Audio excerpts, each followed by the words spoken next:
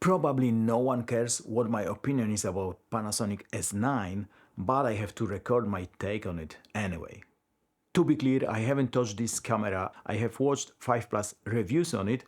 First one was enough for me, but due to the big drama and name calling, I've watched a few more just to see what's going on.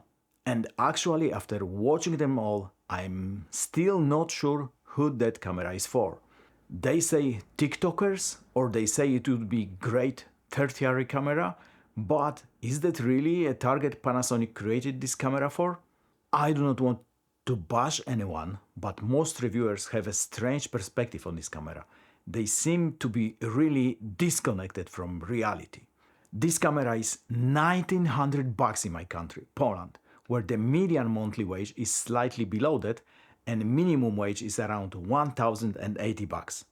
Most of the reviewers are saying, look, it's a great secondary or tertiary camera, but a lot of people are looking for the first and only camera, and at that price, S9 just does not make any sense in 80% of the world. Or they say, it's a great entry-level camera. It's not. But maybe Panasonic does not care about the rest of the world because, I guess, most of their sales are in the US, Japan, and Western EU countries, wealthy ones.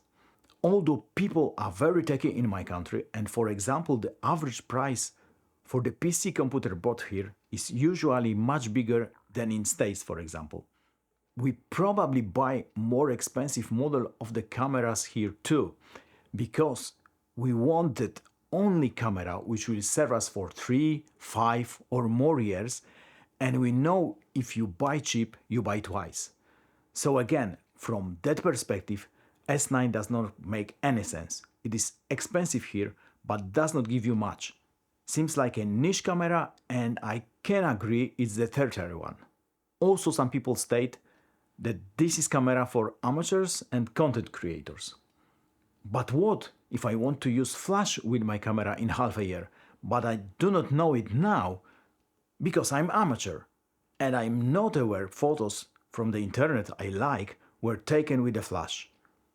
As amateur, I might not understand what is the difference between cold and hot shoe, and most reviews just briefly mention this without emphasizing the reality. Look, no flash for your mate? What if as an amateur I do not know what are the limitations and consequences of lack of the physical shutter? And content creation with a 15-minute record limit in 4K? Nah. I created some content for TikTok and I would choose S5 II for that any day. I actually used S5 IIX mostly for TikTok, now switched to Osmo Pocket 3. I'm a big fan of Panasonic GM1 and GM5, have them both, and I like GM5 more because it has a viewfinder. And rumors about S9 were it's going to be GM1, GM5 on steroids. Full frame, great eyepiece, great autofocus, but in GM style body. I was so pumped. It might have been the ultimate everyday / travel camera with small f2.8 lens, but what they released hasn't met even 50% of my expectations. Maybe expectations were just blown out, but I guess they had some source and usually the companies themselves leaked out some info.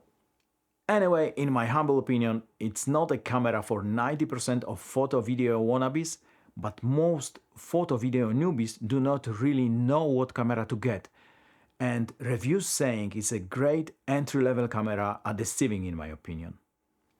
I do not care who was flown to Japan, but I just want the reviewers to also see other people's perspective, especially people new to photo videography, to understand they know much less than you, and if you say casually, yes, this lacks mechanical shutter, hot shoe and has a record limit, but it's a great entry camera, you may make someone spend their monthly income on the camera they won't be able to do 50% of the stuff they planned, because they do not understand the consequences of the missing parts. So, if you are a beginner, I would advise you to do some research. If you don't need mechanical shutter or flash photography is a thing you would like to do. And think if you want a camera without a viewfinder. I know You can connect a cheap rangefinder to the cold shoe, but this beats the purpose of the real-time LUTs, which seems to be a selling point for this camera. And I bet Panasonic will remove the record limit with the first firmware update for S9. With that positive note, that's it, and cheers mate!